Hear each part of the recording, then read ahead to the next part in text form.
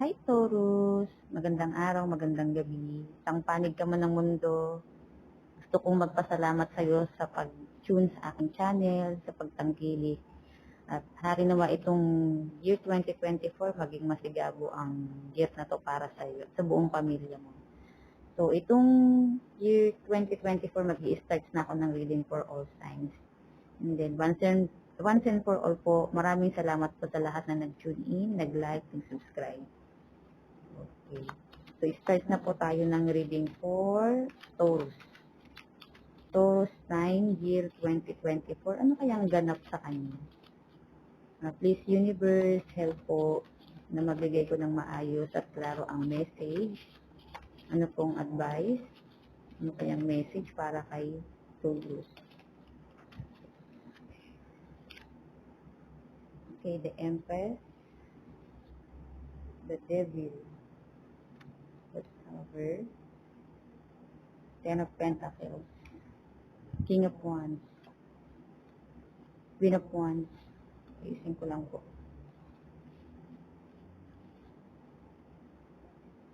Three of Wands, Seven of Wands, puro Wands, Eight of Wands, Six of Pentacles, and then Six of Cups. Ano pa ba? Meron pa isa pa. Wow, Knight of Pentacles. Wow, Taurus. Napipil ko maganda ang year mo ngayon. Lalo sa pangkaperahan. Okay. Sa lahat po ng, hindi naman po sa lahat. So, makaka-relate lang po Pero ito po hindi ko po ginagarantiyan na mangyayari po sa inyo. Pero kayo na lang po yung bahalang mag-resonate kung ano talaga yung ganap nyo sa buhay nyo. So, ito, timeless reading po ito sa year of 2024. So, sa mga babae po dyan, yan, may magbubuntis ngayong taon na to. Kasi naman po yung, yan, the Empress, starting, may mabubuntis. Kasi naman po yung may asawa, o, wag naman, ayok maging judgmental, pero sino man yung may boyfriend or dyan, may jowa dyan, kung mahal nyo ang isa't isa, yan, magbubunga ang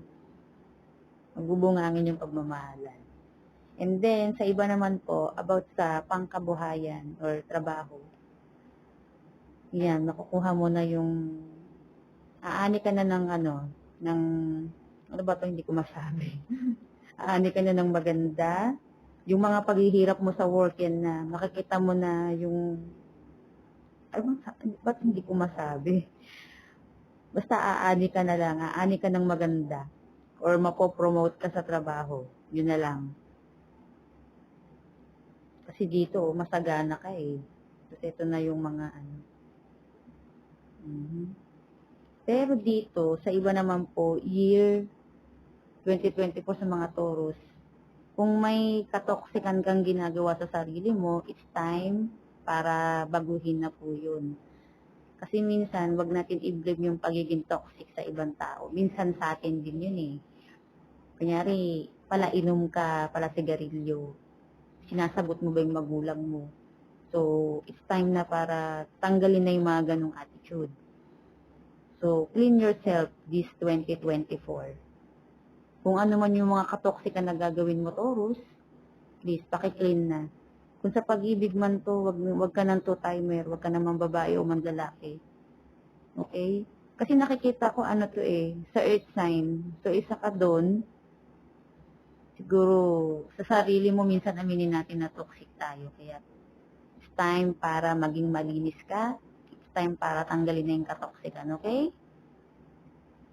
And then, dito naman sa The Tower yan, new beginning sa iyong buhay. Yan. Kung may mawawala man, yan, sige, may papalit naman dyan. Kung ang problema mo ay love, huwag kang mag-alala. Maraming tao sa mundo. Huwag kang mag-focus sa isang tao, di ba? Or kung yan ay trabaho, ganun din. Marami namang opportunity dito. Maraming kumpanya, huwag kang mag-alala, Taurus. Kasi kung sa skills at sa pagiging workaholic, matitindi ang mga taong Taurus. Isa ito sa mga kinikilala sa trabaho na talagang ano sila eh, magaganda ang performance ng mga Taurus. Kaya tignan mo, kapag pinagpatuloy mo yan, yung pagiging ano mo sa trabaho, ayan, pwede kang ma-promote. Ayan ang sabi dito sa Ten of Pentacles, oh. Pwede kang ma-promote sa trabaho mo. Mm. Yan yung, siguro yung amo mo, Aries, or this one, mga Leo sign, ganyan, or Aries, saka yung fire sign ba, kumbaga. Yan. Tapos may mga taong loyal sa'yo. May kaibigang loyal sa'yo na nagtitiwala sa'yo. Kaya, sige lang, kung ikaw ay supervisor, ayan, huwag ka mag-alala yung mga taong mo loyal sa'yo. Okay? Mag-gain ka ng trust, Taurus. So, tignan mo, oh. Ito, isang fire sign ang may tiwala sa'yo. Or ikaw to, na, sige, ikaw nga siguro ang supervisor sa work mo, or mataas ang position mo. Ayan. Marami ka pang idea na gustong i-share sa company nyo. Yan, no? Tapos napakasigasig mo. Siguro OT ka ng OT, Taurus. Kaya tignan mo, dyan sa kinasasadlakan mo ngayon, ikaw yung nasa trono, ikaw yung hinahangaan ng lahat. No, diba? Tignan mo dito, Queen of Wands. Oh. Siguro ikaw ay, ito kasi lalaki to eh. Ito naman kung ikaw ay babae, Taurus, yan. Yan. Hinahangaan ka ng mga tao. Ikaw ang leader itong year na to. Pero tingnan mo, oh, kahit nandiyan ka na sa position mo, Taurus, hindi ka pa rin nawawala ng idea. Nandun pa rin yung sa isip mo yung future para sa lahat. Kaya good leader talaga ang mga Taurus. Yun nga lang minsan talaga, may pagkabugnutin si Taurus. Pero, yun nga, oh, tignan mo may sunflower ka, oh. Pag-asa mo, strength. Ibig sabihin yan, strength. Tapos ito, yan. Ang mga, bakit ba may nakakalimutan akong salita? Sorry po, Taurus, ah. And then sa year na to, Taurus, ayan, nag-aano ka pa.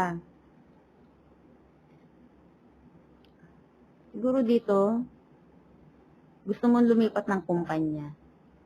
Gusto mong lumipat ng kumpanya, so, nandun ka na kasi sa posisyon na alam mo na yan. Parang may gusto ka pang malaman na more.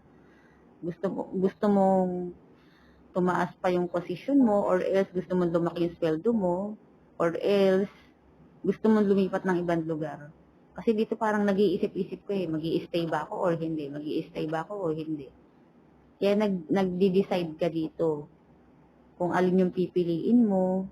Yan, yung mga opportunity na nasa harap mo, alin dito yung pinaka-the best para sa'yo. Na in the future, magagamit mo siya at makakatulong sa buhay mo.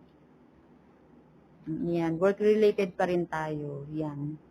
Or sa sarili mo mismo, yan, meron kang inner conflict. Pero nilalabanan mo eh. Siguro may mga toxic kang ginagawa. Toxicity ba? So, tinatry mong maging mabuti. Ganun. Tama lang naman din yun. Di ba sabi nga, itong year na to, from the devil, tanggalin na yung pagiging katoksikan. Pero dito at the same time, kung sino man yung mga taong makakaharap mo sa buhay, it's the year 2024, siyempre di ka matatakot. Nakadepensa ka. Kaya mong idepensa sarili mo. Kung may mangyari man sa kumpanya o sa trabaho mo na, kunyari, pinagtutulong-tulungan ka, at the end, hindi sila mananalo. Kasi tingnan mo yung kasunod ng card mo. Ikaw ang winner. Di ba, Taurus? Ikaw ang winner. Ikaw pa rin siguro yung paniniwalaan ng management nyo. Na kahit na binabato ka ng kung anong issue, ikaw pa rin yung paniniwalaan. Kasi siguro may mga proof ka pa rin na wala kang kasalanan doon. Kaya tignan mo, o diba? Ang ganda ng card mo, Taurus. So, Ayan, siguro ito yung boss mo, Leo sign.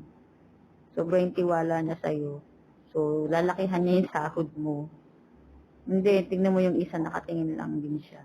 At makukuha mo pa yung justice mo at the same time. Tataas pa sweldo mo. Yung pangkabuhayan mo, yan. Mas yayabong pa. Kaya, ang payo talaga, maging mabuti ha, maging mabuti. Pero kung iba kasi yung ginagawa na ganyan may karma kasi yun. O, tingnan mo naman sa love life mo naman, yan, pumapag-ibig ka dito, marami kang choices. Pero syempre, yung pipiliin mo, yung pinaka-the best. Diba? Sino bang choices mo ba't ang dami?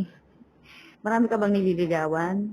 Ha? O marami kang crush? Pero syempre, yung payo dito, piliin mo yung pinaka-the best. Kung sino yung sa buhay mo, sa sarili mo, kung sino talaga yung mahal mo, okay? Tapos itong year 2024, for Taurus, Knight of Pentacles, di ba? Papunta ka sa kasaganahan.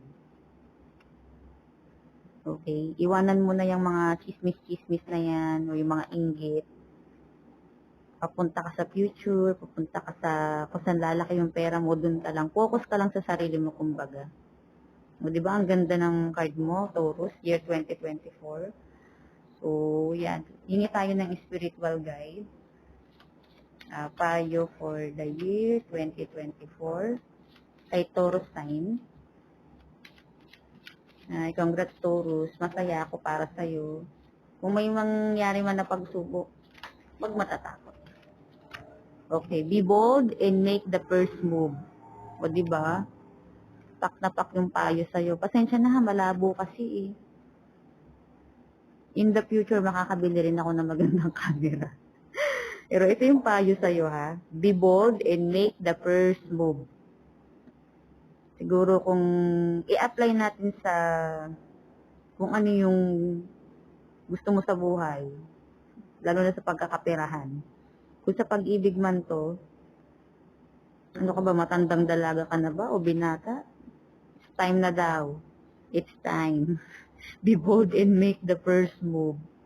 Para hindi ka na mahuli, di ba? Isa pa po. And then, the energy is gaining momentum. Yan.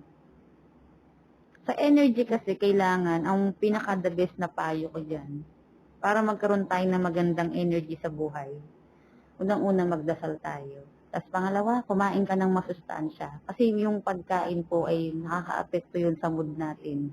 Nakaka-apekto yan sa katawan natin. Kapag ang katawan natin nagkasakit, pumapangit ang mood mo. Tapos minsan yung magninilay-nilay ka, parang hindi siya nakakatulong. Pag ang mga kinakain mo sa katawan mo, kung ang pinapasok mo sa katawan mo ay hindi magandang pagkain, naaapektuhan nun yung frequency ng katawan mo. So, sabi nga, pag gusto mo magkaroon ng magandang frequency, energy frequency, magandang pagkain, at healthy food ang kakainin. Okay po? Healthy food. Okay. Tapos, yung last na payo po, your commitment is being tested. Siguro kung sa work-related to, yan, gamitin mo yung intuition mo dito. Naging matalino ka, Taurus. Kaya mo yan. Ikaw pa man din ay isa sa mga strong zodiac sign. Okay? Thank you po sa lahat ng Taurus. Hari naway itong 2024 maging masaya ka, healthy, and may the Lord God bless you. Okay po. Thank you po, Taurus.